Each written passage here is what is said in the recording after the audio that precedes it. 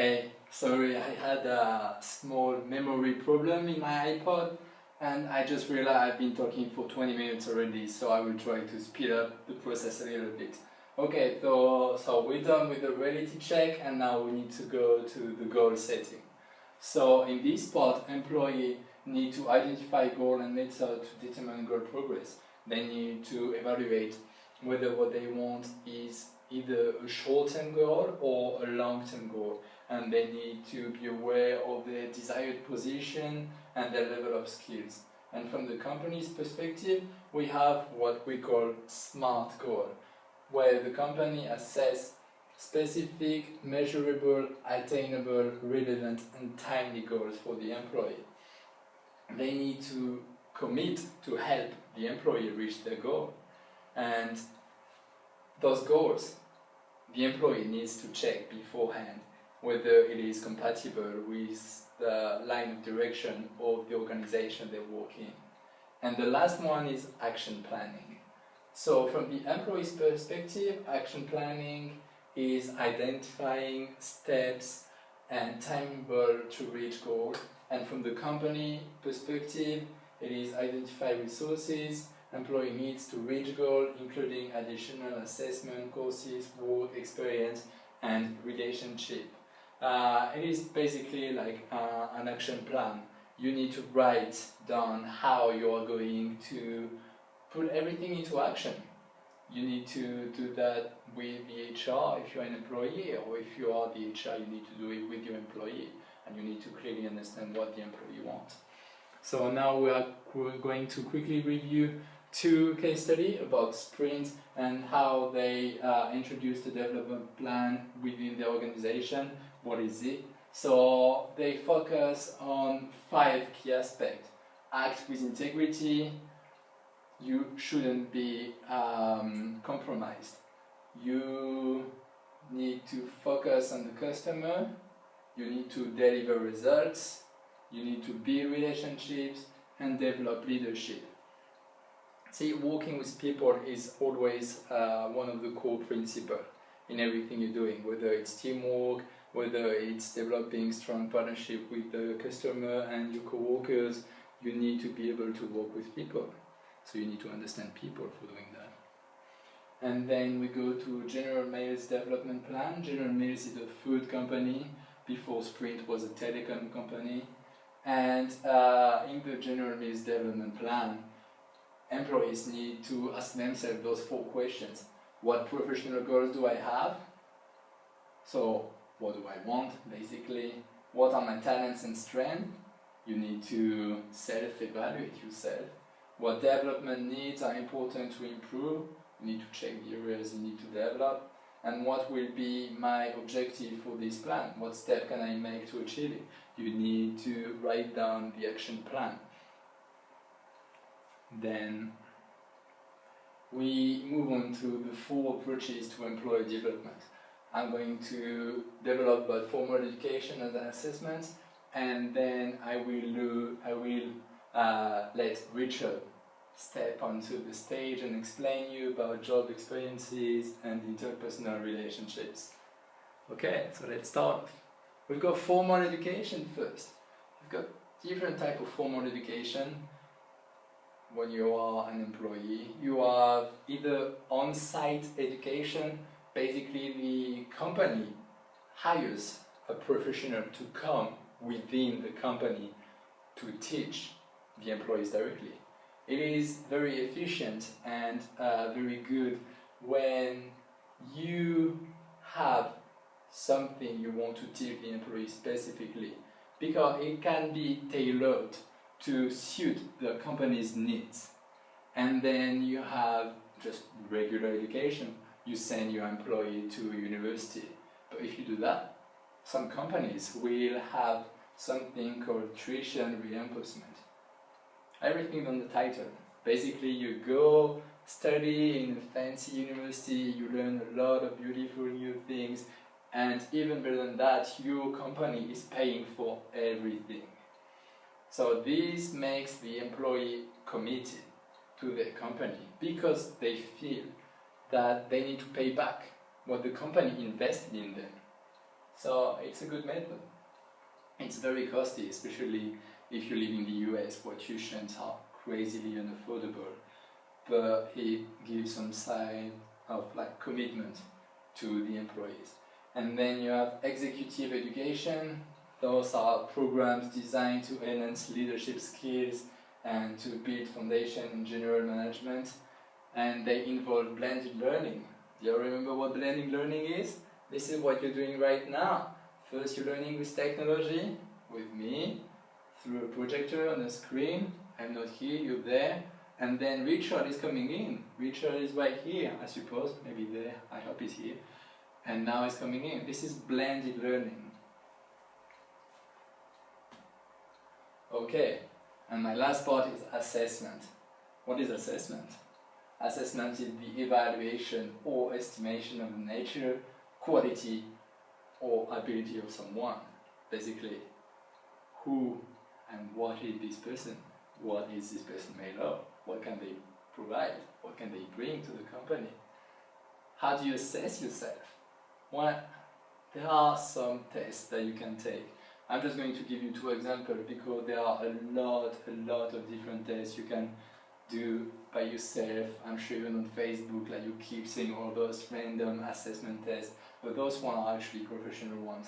This one, the first one, is called the Neo Personality Inventory. It's got a really crazy code name. I like it, very cool. Neo, PIR, and it is divided in different sections, summarized under the name Ocean. That stands for openness to experience, conscientiousness, extraversion, agreeableness, and neuroticism. Neuroticism, for those who don't know, it is just a constant negative emotional state that will bring you down and you cannot escape from it. So this personality inventory focuses on those 5 aspects. And then you've got the Myers-Briggs type inventory. This one is really famous. It's a self-report questionnaire designed to indicate psychological preferences in how people perceive the world and make decisions. Basically, like you just take the test and then you can assess if you are lacking some skill or like if you have some specific needs that you need to develop in order to best suit the organization. You have also what we call assessment center. This is basically having a whole bunch of employees at the same place at the right time and evaluating all of them together. It's a process where candidates are assessed to determine their suitability for specific types of employment. So we can see, especially in management, you need to be the right person. We're going to see a little bit after what are some good personality traits to have to be a good manager, or some military command. Not everyone's fit for the military, except in Asia they make you go. And the candidate's personality and attitudes are determined by a variety of techniques, including interviews, group exercises, presentations, examination, and psychometric testing. We're going to see an example right now. See, this is an example of skill measured by assessment center. You've got the different type of exercises. We've got in basket, do you remember what it is? You've got a lot of different informations and you need to prioritize. Prioritizing is very important in your everyday job. So I like in basket a lot because you can clearly assess who is going to be a good manager or not. If you don't know how to prioritize, then this is bound to failure. Then you've got scheduling exercise, group discussion, personality test, and role play. And basically you test the different skills according to different exercises. Okay, I told you we'd go back to it, 360 evaluation. So this is one of my latest slides, performance appraisal and 360 evaluation. Performance appraisal helps a business to determine potential managerial candidates. It's very important. You need to assess who will have the capacity to become your leader of tomorrow. you as an HR are supposed to tell, you are supposed to know who is going to be your next leader. And you need to help that employee just rise to his new position. You need to adjust the pay rate for each position based on performance and analyze employee performance to determine if further training is needed or if dismissal is appropriate. Dismissal is the last resort. I truly believe you can work out pretty much almost everything as long as you communicate. People tend to keep everything inside them way too often. You need to be able to dig inside them to clearly see what's wrong, to clearly see what the problem is. And you've got the 360 evaluation. This one is a very good evaluation because it comes from everywhere. Literally 360, like everywhere. It comes from the people who work with you, it comes from the manager, the peers, the customers, and direct reports. And it's basically a system in which employees receive confidential, anonymous feedback from all the person we saw before. Okay, and last but not least, we talked a lot about managerial evolution. But not everyone is the right fit for becoming a good manager. So what do you need? The manager is right here. You need all that. You need professional expertise. You need to know what you're talking about. You cannot just arrive there and not know anything. You need to be a professional in your work. You need experience. You need to have had this work before. You need to know the people around you.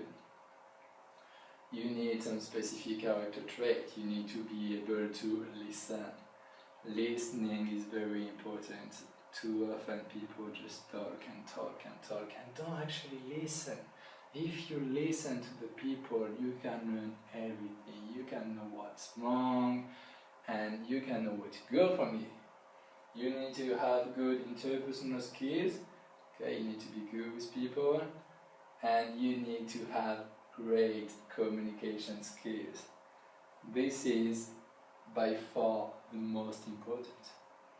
If you cannot bring people alongside with you, you can't go anywhere.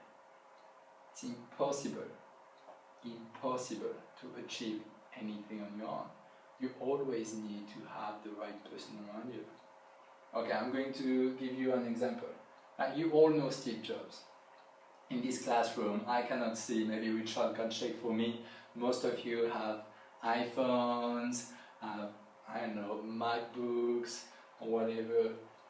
But Steve Jobs, he didn't know how to code, he didn't know all that. But Steve Jobs was an amazing communicator. He had beyond crazy communication skills and he could get anyone on board with his project. And this is how he got surrounded by the best people he could.